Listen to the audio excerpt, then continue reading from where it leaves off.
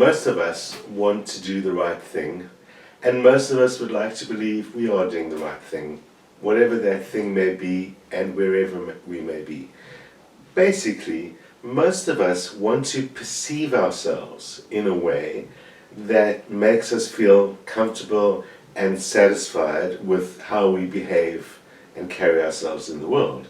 And of course, that is the most natural thing that we do. But pretty much all of us suffer from a type of thinking, or perhaps a type of thinking problem, that illustrates some of what we do in order for that to seem true to us. And what I'm talking about is cognitive dissonance. Cognitive dissonance, which is an idea coined in the 1950s by a psychologist by the name of Leon Festinger, basically is the idea that we have a self-concept, a way that we understand ourselves, and we prefer to have beliefs that are consistent with how we perceive ourselves. Sounds pretty good, sounds honorable, sounds like we naturally would do the right thing. The problem comes when something arises, often our own behaviors, which demonstrates some kind of clash or inconsistency between our beliefs and our behaviors. Cognitive dissonance, the thing that we're all suffering from. Two very common examples of cognitive dissonance occur in our basic everyday habits. The most well-known of them all is probably smoking. We now live in a world where pretty much everyone understands the dangers of smoking. There's lots of physical evidence that smoking kills you, and yet people continue to smoke while knowing that. That is a cognitively dissonant behavior. There must be some process that people are using to allow themselves to do that. Another great example is the consumption of dairy and meat. We live in a world where now, with highly industrialized farming for a very long time, we've increasingly become aware of the extremely bad way that animals are treated, the terrible things that dairy cows have to go through. There are no exceptions. We all know that this is happening, and yet many of us say that we love animals and keep animals.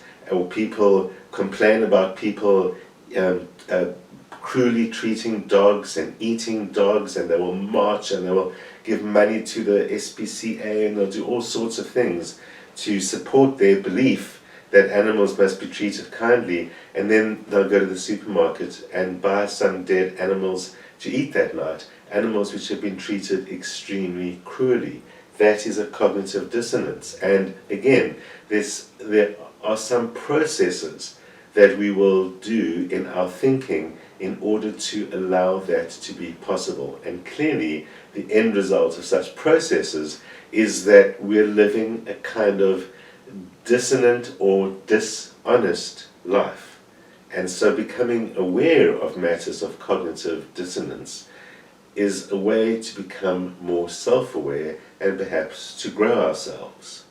Generally, the discomfort caused by the cognitive dissonance causes us to make some kind of change. Either we must change our thinking, or we must change our behaviors, or some kind of way to restore the balance. Dissonance essentially refers to a disharmony between how we're behaving and how we're thinking. And the strength of cognitive dissonance is pretty much like a kind of pain. How much pain it causes, the conflicting beliefs, predicts how far someone will go in order to recreate the sense of harmony. We don't like to live with physical pain, and we like even less to live with emotional pain. When we live with physical pain, there are various things that we can try and do about it, but because it's something that's very difficult to change, and we can't say that it's not there, we find ways to cope with it. With emotional pain, such as that produced by cognitive dissonance, or mental pain, if you want to call it that, we will find ways to prevent that pain from being perceived, and that is something that seemingly can be done. Basically, you have two options to restore the harmony in your brain. Either change the behavior or change the belief, or justify the behavior by changing the belief or modifying their perceptions of the belief or the behavior in order to end up creating a sense of harmony in the brain. Because of this very strong need to create harmony and this very strong ability to create harmony, we can hang on to cognitive dissonance the way that we hang on to all the other bad habits that we know that we have while having them. So we create ways in our mind to contain these conflicting ideas or to harmonize them.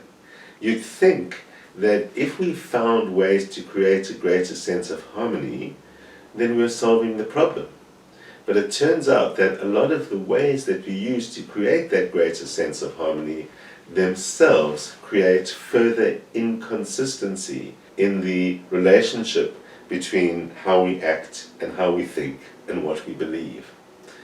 In the end, people are basically constantly choosing between acting in accordance with their beliefs or rationalizing their inconsistent behavior that's out of accordance with their beliefs. So the majority of people who smoke or love animals but eat animals, or any other behavior that requires such cognitive dissonance, will usually find a way to rationalize that behavior and find ways to reduce the tension and the pain between the behavior and the belief. A good example of how that can be done can be found in another common issue that these days we face. So we all know that plastic is an issue, and there's too much plastic in the world, and the use of plastic, especially the use of single-usage plastics, causes increasing environmental problems in the world. Many of us are concerned and even passionately concerned about that problem. So we all know that we need to recycle, but then many people don't recycle. Or we all know that this is a problem, and we might even get ourselves an aluminium drinking bottle and avoid single-use plastics as much as possible, but we'll be in a situation where we're somewhere else and it's not convenient, we don't have that aluminium bottle with us, so we'll buy a plastic one. Most of us actually have this mixture between, in this situation of doing the right thing and not wanting to use those kinds of plastics, and using them when it still is convenient or seemingly necessary, or when recycling is not possible. How is that cognitive dissonance dealt with? What most people will do to rationalize that action is by telling themselves that this one bottle won't make a difference, or that, I'm just one person really, so my own lack of recycling as just one person has minimal impact. I mean, if nobody out of all these millions of people recycled, then we'd really have a problem. But I'm just one little person, so it isn't really such an impact. That is an example of a resolution of cognitive dissonance. The belief is adapted in order to suit the behavior, and the pain or guilt that is caused by acting inconsistently with one's beliefs is removed. The brain is consistently acting to reduce that pain. It won't allow it. We are individuals, and surely that same individual who doesn't want to accept that their behavior is dissonant because they only have to deal with one individual, surely should be able to change that behavior. Well, changing behavior is often easier said than done, especially since many of these negative behaviors require us to accept that we are doing something wrong. So, not only we are doing something wrong, but that we might be or believe ourselves to be in a situation where there's pretty much nothing we can do about it. Another example of such a challenging situation might be someone who's in an abusive relationship and they're on the receiving end of that abuse. And so they become aware, they know, of course, that they're in an abusive relationship because they're being harmed in some way. But at the same time, that same person who's abusing them is giving them the love that they seek, as we all do. Might be giving them affirmation or telling them that they love them. Might also use more extreme techniques like tell them that nobody else would love them. But they literally create a dissonant situation for the victim. The victim, who now is in a situation of being harmed, going against their beliefs of what a relationship should be. But in a relationship where someone seemingly loves them, has this cognitive dissonance that has to be resolved. And from what I've said, you'll know that the resolution is to tell the brain it's right, it's okay, there's nothing wrong with you. So, unfortunately, in that situation, you might get something like the abused victim, and in order to protect the brain from being able to believe I'm a fool to stay in the situation that I know is harming me, they would rather believe I must have done something to deserve this harm. Another great example of how cognitive dissonance in reducing the brain's pain might create increasingly negative situations in life, and indeed might even lead to severe harm or death, like smoking does. So we're that willing to protect our brain from brain pain that we'd even lose our lives in the process. This cognitive dissonance is a pretty strong thing. Imagine if we could find a way to harness that kind of brain power to turn the situation around. Some of the strength of that brain and some of the dangers of cognitive dissonance can also be seen when it's too late. So what is called forced compliant behavior. So when someone is forced to do something that then everybody knows about, that at heart and privately they don't really want to do, that creates a cognitive dissonance between their own sense of themselves, I didn't want to do this, and what they actually did. I did it. So it's another level. Here the person actually doesn't want to engage in the negative behavior. It's not like smoking or eating animals, where at the time that is a behavior they want to do. They've just got to justify it afterwards. Being forced to do something you don't want to do sets up a situation that is inconsistent with someone's beliefs, but the behavior cannot be changed because it's already happened. So it's not like changing your future behaviors of I won't smoke again. This one is a situation where it's too late. That causes a person to re-evaluate their beliefs, and in a worst case scenario, they adapt their beliefs after the fact to justify their wrong behavior.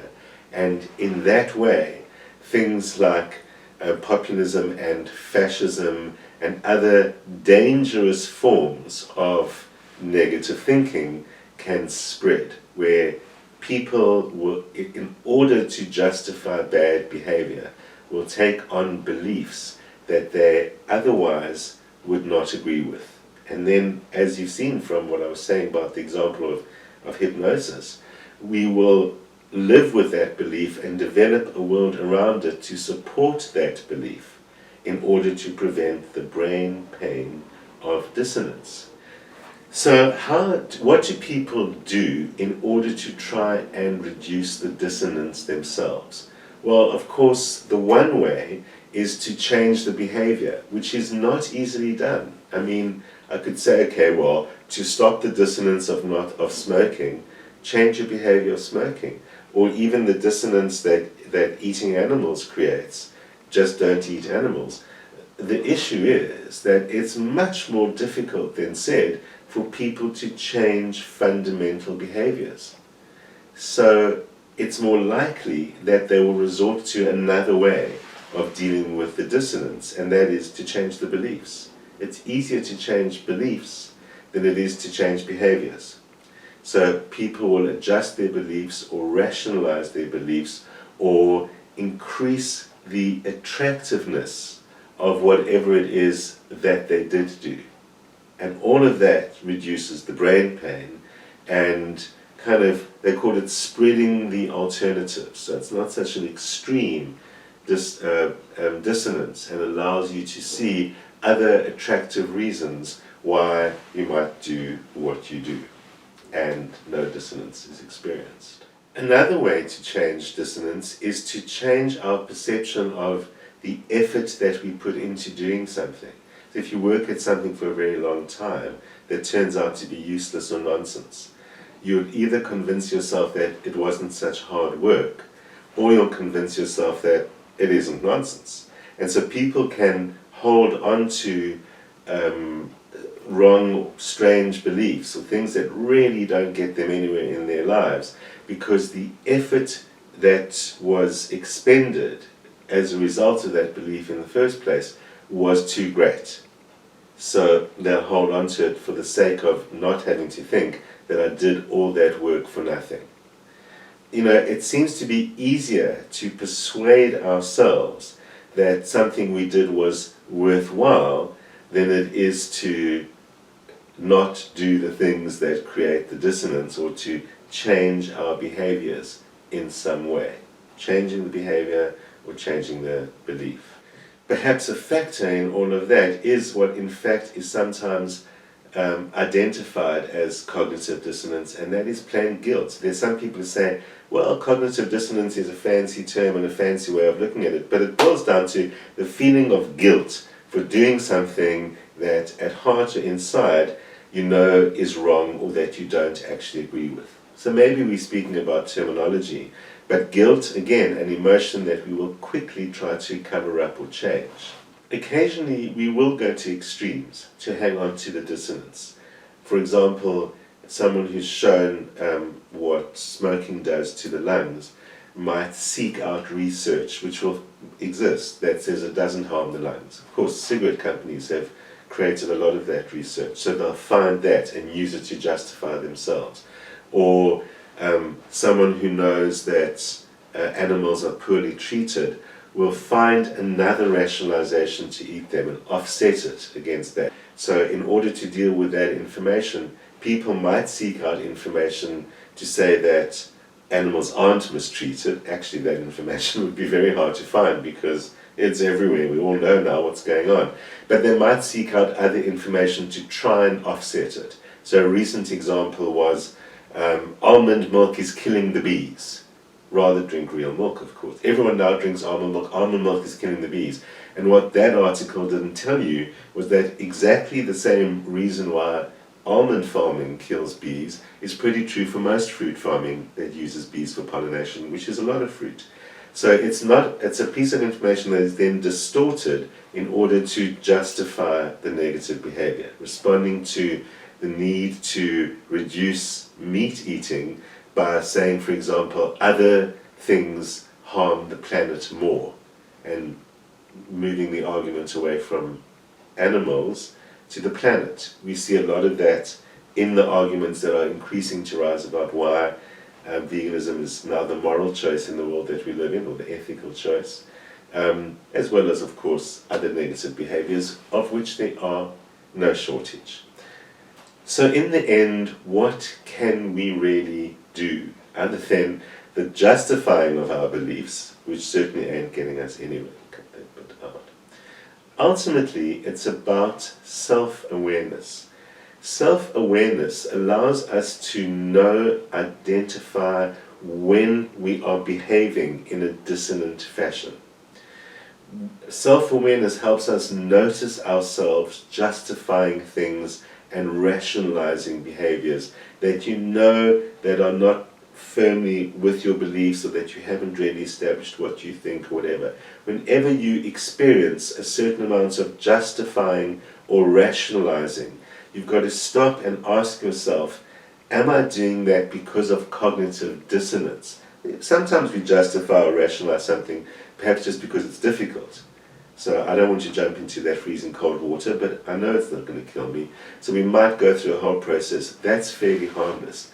But self-awareness is the ability to identify when we are operating in such a way to justify a negative fashion. It was Socrates who said, an unexamined life is not worth living.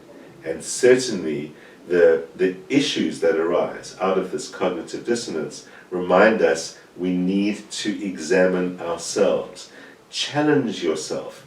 Be skeptical of your own answers. When you find yourself falling back into a pat answer, your comfortable, familiar answer to something, or something that makes you feel self-justified, like talking about the environment when the argument was really about animals, dust yourself on that, catch yourself on that, and ask yourself, is it cognitive dissonance I'm experiencing?